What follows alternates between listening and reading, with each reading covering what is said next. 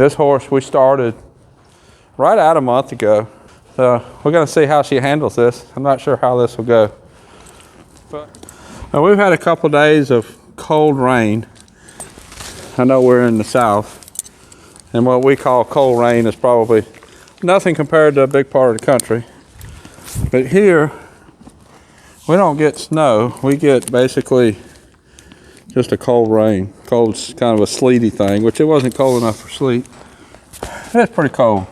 Yesterday, I think our high was in the mid-50s with thunder showers, with storms. So there hadn't anybody been turned out since the day before yesterday, keeping them in out of that weather. So everybody's a little bit fresh today. But that's why I'm walking her in these couple circles. I'm trying to get her mind on me. What I need to accomplish today with her, that whole first month, we rode her off the halter. And it's time to swap her over to riding her on the bit. I have just a plain smooth D-ring snaffle, and that's what we'll be swapping her to. I'm gonna get on and I'll ride her some on the halter first, and then I'll swap. And your question might be, why would you ever swap to a bit if the horse is doing fine on the halter? And let's say you hire a carpenter to come do work at your house, and he shows up and he has a hammer and a handsaw, and that's all he's got. No table saw, no power saw, no nail gun, no drill motors, nothing. That's all he's got. And you ask him about, why does he only have those two tools?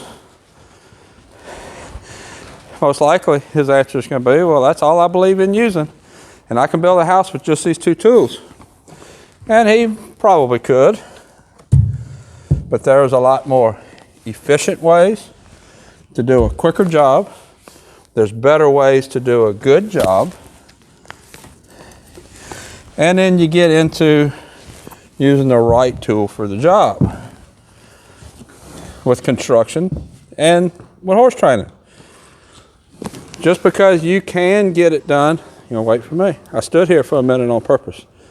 You gonna come back? One step. There we go. Just because you can get it done with the halter doesn't mean you should get it done with a halter. Because you can ride with a halter doesn't mean you should. There are wait for me. There are a lot more time-wise efficient ways to get something done, and there are better tools for the job. A lot of this is from her being in that stall. I'm not going to pick a fight. I'm not going to fuss at her, because typically this wouldn't be a problem. It goes back to choosing your battles. I'm not going to choose to fight this battle. She's been in the stall since the day before yesterday. She's got plenty of energy, and I could lunge her and get some of that energy out, but I don't want to do that. I want her to be able to get on and ride off, even when she's been in the stall for 2 days.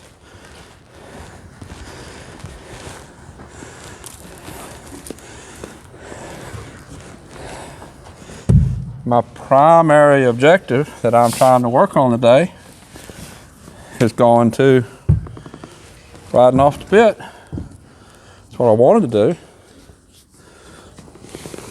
That might not be what we end up working on.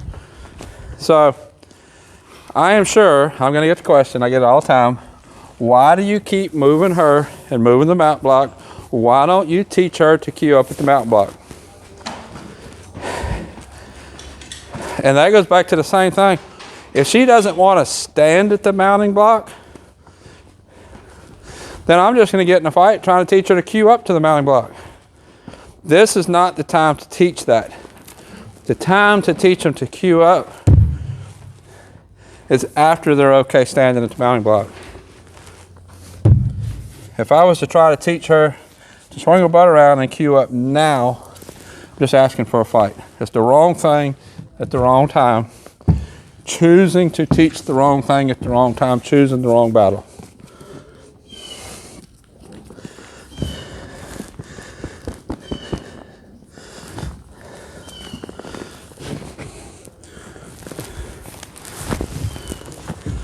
what I'm going to do, I would like to, now we're just about, she's going to get scolded here in just a minute. This is getting a little ridiculous. I will move her feet. I'm giving her chances to stand.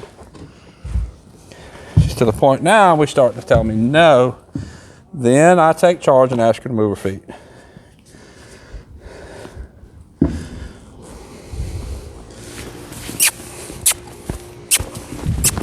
Go on. Move your feet. Don't have to be hard. It don't have to be fast. But it has to be me being the leader, me telling her what to do. And I know this all just goes back to being in the stall since day before yesterday. All right. I'm not going to punish her hard for something that's not normally an issue and isn't going to be an issue. Isn't going to be an issue when she's an older, more finished horse. Let's see what we get here. Try it again.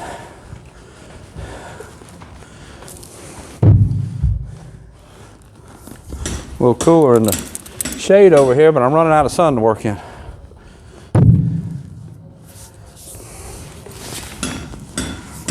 Now last time she moved, I lunged her forward. This time if she moves, I'm gonna make her back up. It doesn't really matter what I do to make her move her feet. She needs to move her feet because I said move your feet. There you go.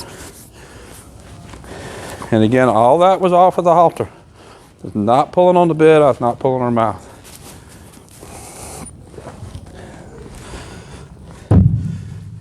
You notice I scolded her and then act like nothing ever happened. Go right back to doing what I was doing.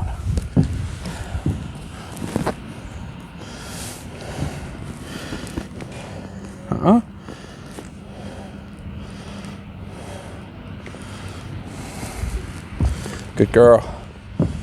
Reward her because she stood. Took my foot out and pat on her. See, at this point, teaching her to set up at the mounting block is not the right thing to be teaching at this point. Teaching to want to stand at the mounting block is the right thing to teach. It's part of good horsemanship is knowing when to teach what, when to work on what. They say choosing battles. It's not really choosing battles. You shouldn't be battling with your horse. It's more like choosing your lesson plan. Choose your lesson plan wisely.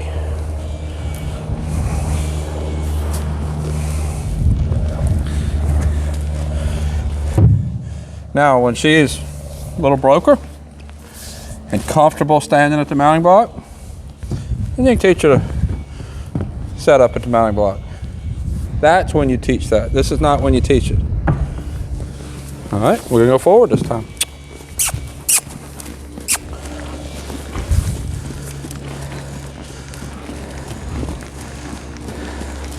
This is a rein, but remember I said we were riding off of the halter.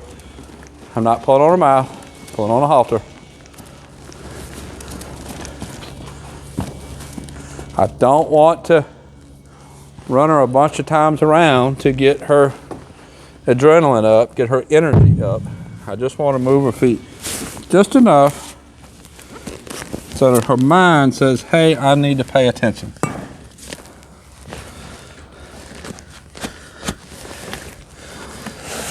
She blew out a little bit. Let's see if we can shorten this. The ring on this girth is small, and sometimes getting this one extra wrap is hard. There we go. Put your head up.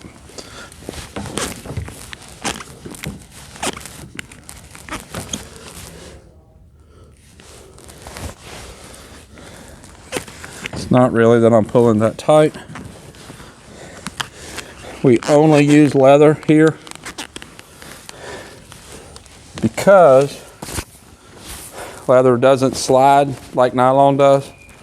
Leather's better about holding. So when you see us pulling hard, It's not that we're pulling hard because we're getting the saddle that tight. We're pulling that hard because that leather doesn't slide on itself very good, which is why we use it. A lot of people put powder and stuff on it so that it slides better. Then you're defeating the whole purpose of using leather. I want to use leather because it holds better than nylon. As long as you maintain it, keep an eye on it, change it out when it wears, I believe you're a lot better with leather. I'm gonna lunge again.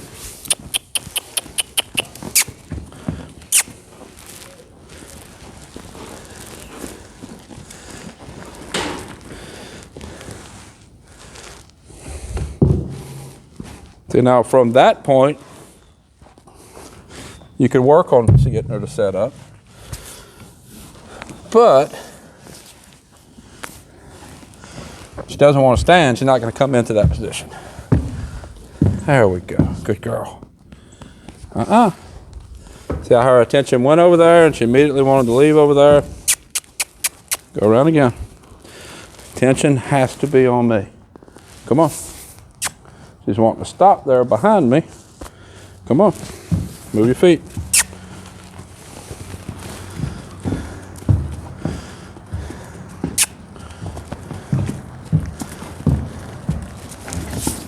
There we go.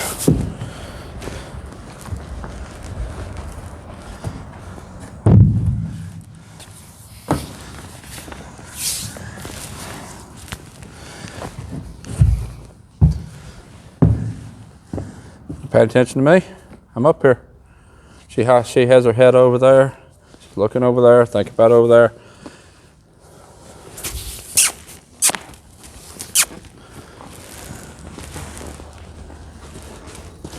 Do this again.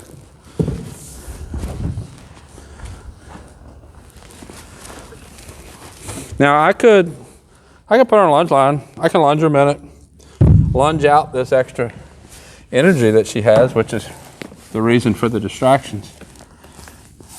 But I don't want to always have to lunge a horse. I want the horse to be broke. I want her to be broke. Are you broke?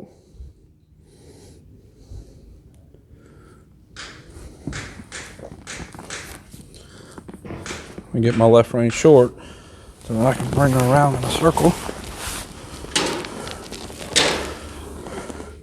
She has been really soft. Get my saddle centered.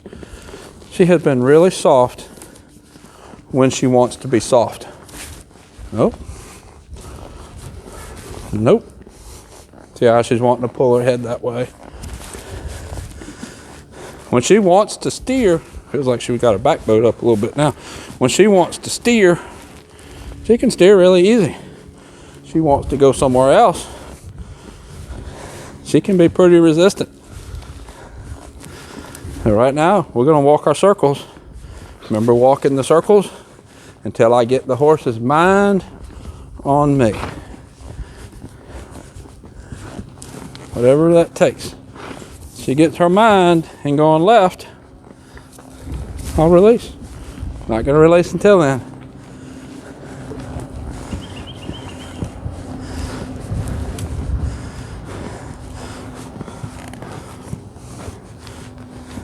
When she brings her head to the left, I'll soften my hand. Not going to take up the slack when she brings her head to the left. I'll let there be it right there. I'll let there be slack. Reward that flex, reward that direction. But I'm not going to give when she's pulling the other way.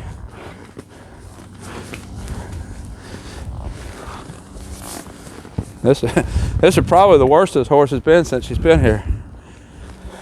But it's got to get trained just like everything else. Not giving your head that way. Not giving your head that way. Not giving your head that way. Nope. There. Put a lot of effort into that time. Give me your head. Now, I'm going to start to encourage her. I'm going to start pulling. I'm not just holding, I'm gonna start pulling. You don't get a horse soft by being soft. You get a horse soft by pulling and then becoming soft when they give to that pull. So get soft, get soft, get soft.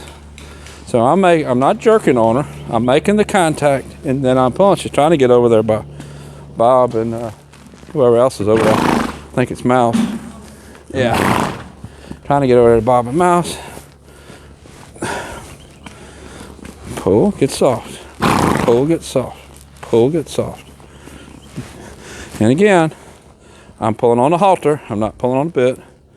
I'm sure somebody is gonna not even listen or watch and start making comments about me pulling the horse's mouth.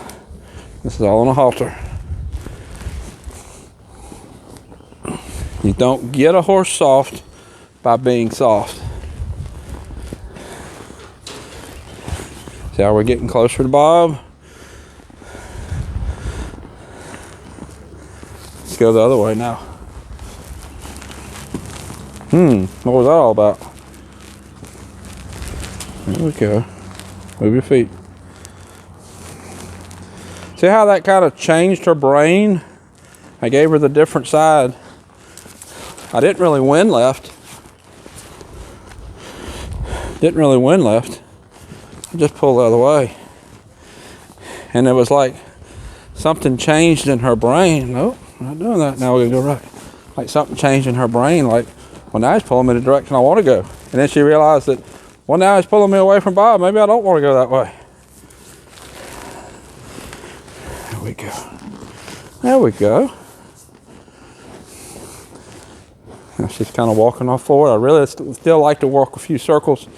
I'm not going to totally give her a loose rein because I still don't have her mind on me.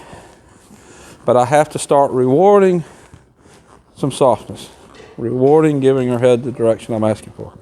There we go. Not going to Bob. I had her to turn away from those horses and she threw her head up trying to get her head away from me. This horse can be soft when she wants to be soft, when she wants to go the direction that I'm asking her to go in. But she can be resistant too. She is a Mustang, and that's kind of a trait that I have found with a Mustang. They too do generally tend to be a little bit harder mouthed than most quarter horses. And you just have to work with that. There we go.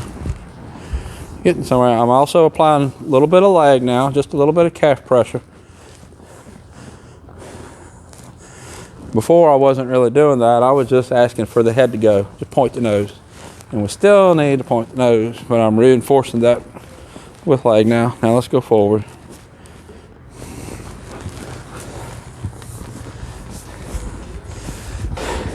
I'll pull soft, and when I meet the resistance, I'm gonna go ahead and pull through the resistance. Pull through. That's what's gonna make her soft. Pulling soft all the time, she'll never get soft. But making that contact and pulling through the resistance is what will make her soft.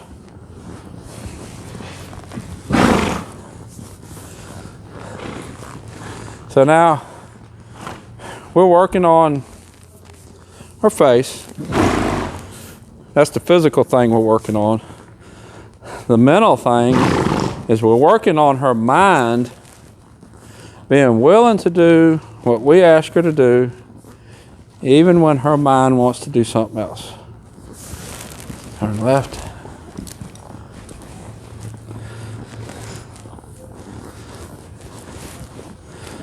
So we got to train the mind. There, that was better. But also you noticed it was towards Bob. Let's turn away from Bob. And I could move Bob. I could make, nope, and let her temper show. I could move Bob. I could make the distraction go away. But when you ride a horse, there's always going to be some sort of distraction, some sort of magnet, some place they want to go. If you're riding in the arena, a lot of times they want to go to gate. Trail riding, they want to go back. Sometimes they don't want to cross the creek. Just certain things, there's always going to be something. So leave those distractions out there. Then if you don't have any, make some. Sometimes you'll see me with all kind of stuff thrown out in the arena. Make those distractions. It's really important. That's one thing with Arabian. He works a lot better when we have ground cones or ground poles and cones and stuff in the arena. He works a lot better then because he has all those distractions to occupy his mind, because he's got a real active mind.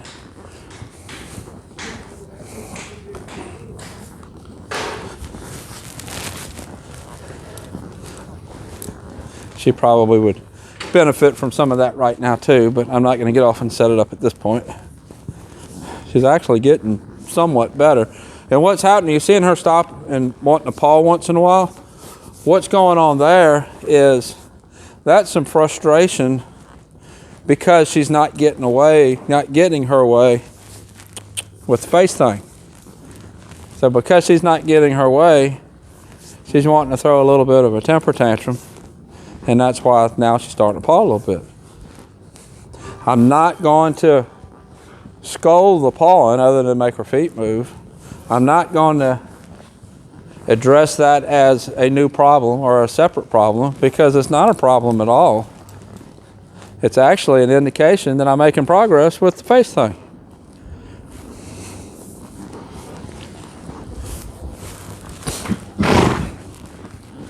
There you go. We're getting there. Not as soft as I would like.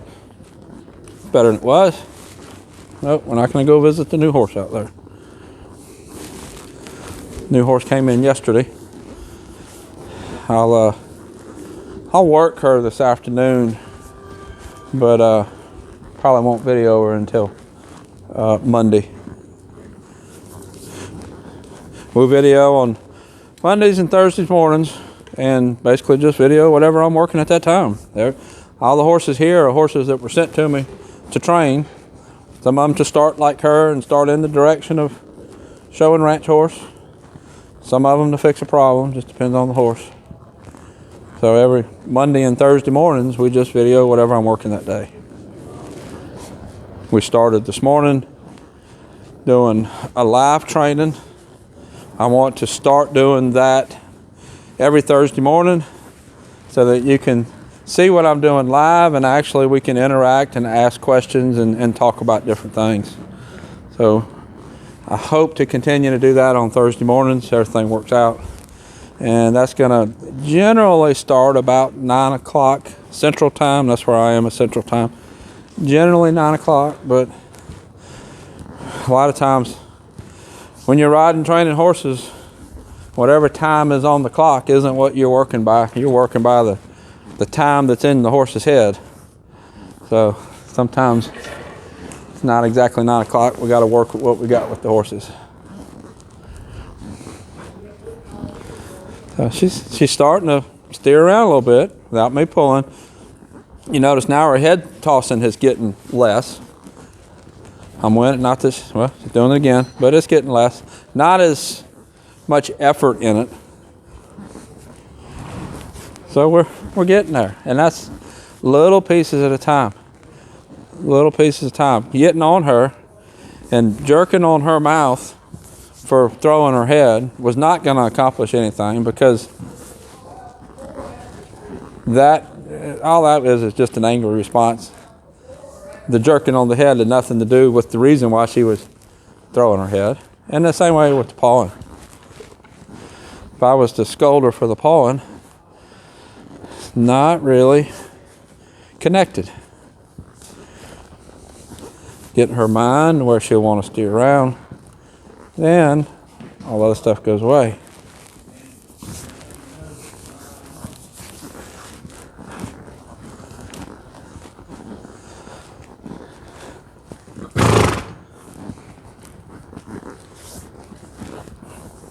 So now what I want to do, I'm going to stop and get off, and I'm going to change my reins so that I'm on the bit. This is just a plain D-ring snaffle, nothing special about it, nothing serious about it.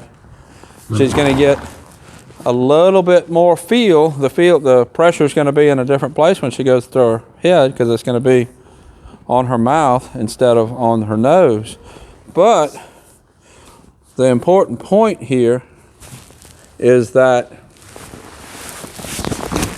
she understands why she gets that pressure.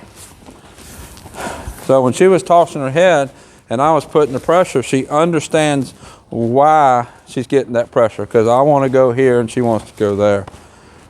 So now, that's why you don't want to start off right off the bat pulling on a horse's face.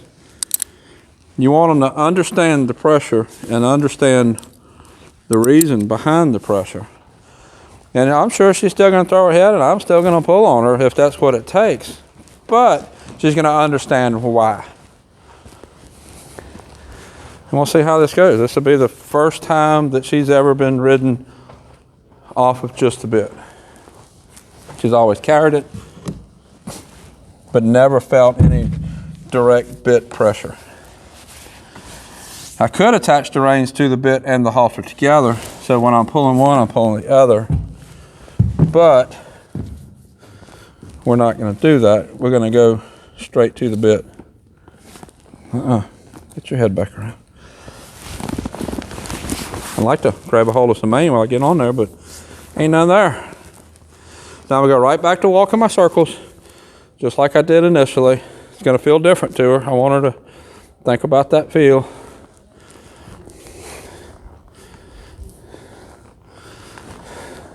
See how it's more pressure because it's a bit. See how she's wanting to flex. I need feet moving forward. I know the mounting block is there. I'm going to be as soft as she will let me be. Same thing as before. I'm just kind of setting my hand. Let's go to the right. I'm setting my hand, and she is doing the pulling. I'll pull through that pressure, just a little tug. Pull through, get her off the bit. Pull through, get her off the bit. Pull, there we go. I'm not going to hang on her. I let her do a little bit of that off the halter when she was learning. Now she understands. Pressure's in a different spot, but it's still pressure. She needs to make that connection.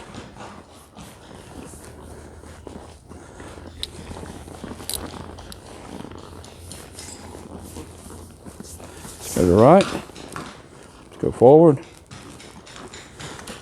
I have my spurs on, but I haven't touched her with them today. Just a little squeeze and pushes with my calf. Spurs go back to that thing I said with the carpenter, with the toolbox. It's another tool. The right tool for the right job. When she gives me an action that I need that tool for, I'll go to it. She pushes into my leg and I need to go to more pressure, I'll go to it.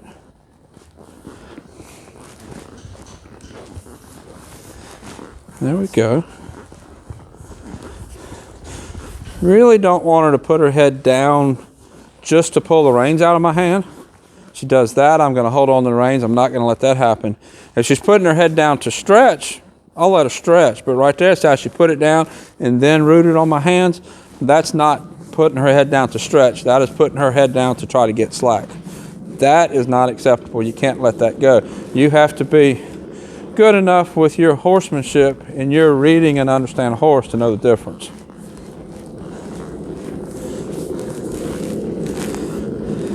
There we go.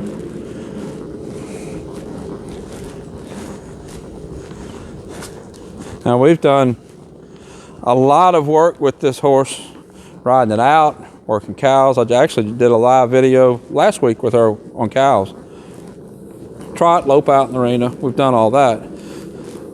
And she's pretty broke to all that. But this is something new. That's why we're in here just walking around. I doubt I'll even trot her today. Let's go forward. There we go. She wanted to stop there. I'd give her a little squeeze, a little touch with my spurs to go ahead and send her on forward.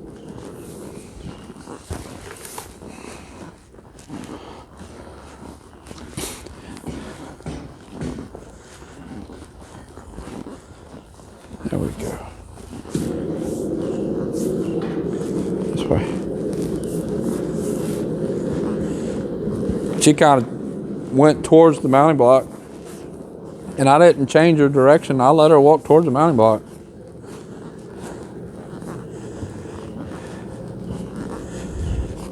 A lot of people will steer away from things like that. They'll steer away from the wall. They don't want to run to the wall. They don't want to run to the mounting block. Right there, see how she kind of crammed my leg there? That was a good example.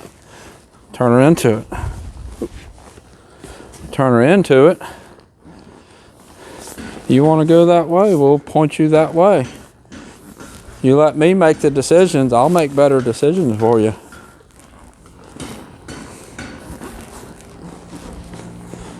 When I have one that wants to rub my leg off on the wall, I'm going to turn them into the wall. If I have one that wants to go towards something so that I'll ask them to stop, the last thing I'm going to do is ask them to stop. I'll say, all right, you want to go that way? Let's see if you want to run into it. Then it's not such a good idea anymore. You got to use your brain a little bit. You got to think not just what your horse is doing, but why is your horse doing it? Horses don't just do stuff for no reason. You need to address the why are they doing that. Not just what are they doing, address the why. You address the why, you fix the what.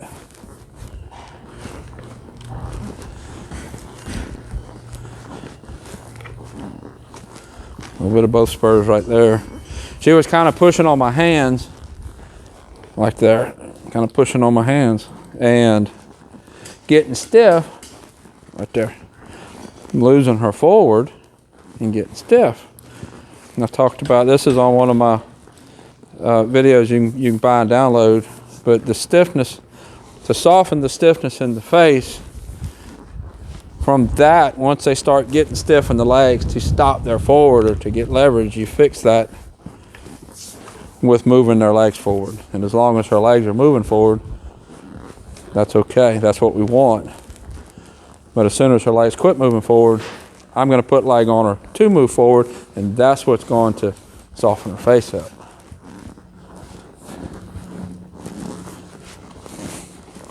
All that works together. There we go.